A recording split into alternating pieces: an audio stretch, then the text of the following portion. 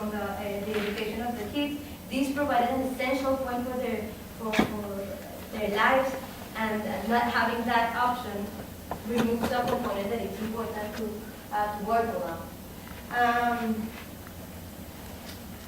Okay, so when we work on international projects, it is important to consider not only, as I said, on the local component. We're doing it like a lot of the projects that we're working internationally are working with international volunteers who are being part of it. It's local governments who are part of it. It's donors who give the money to be able to go around with it. It's managers and project coordinators of the project who are there.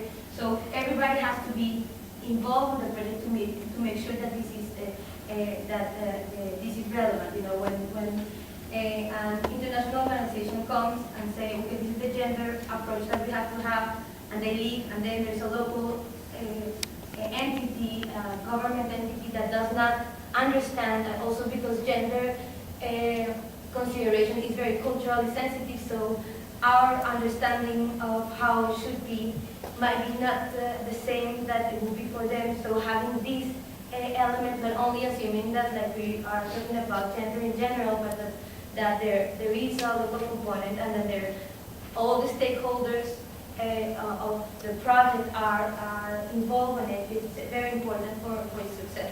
And when we're talking about donors and the participation of international co-parents, which are doing a great job in trying to move the projects forward, is to make sure that this due diligence process takes place. You know, like that is the local organization that I'm going to, or the international organization that I'm going with, is it do they have a gender policy? Do they work it? And if so, what is it? Do they provide a training? Because it's not obvious, you know, the kind of elements that you have to take into consideration. So this approach is important to have before, and even to get into the program, it's a good way of working it.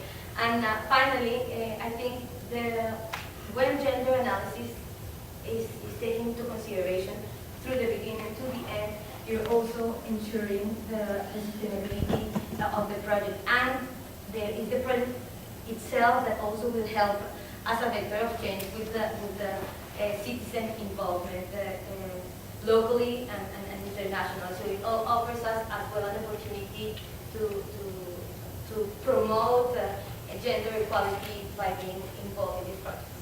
Thank you.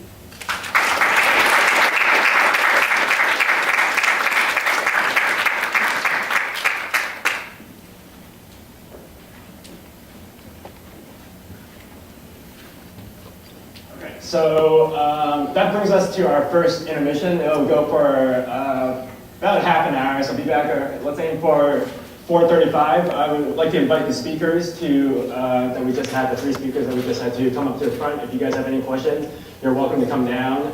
We have water as well as other different things to give you guys here as well. Cool.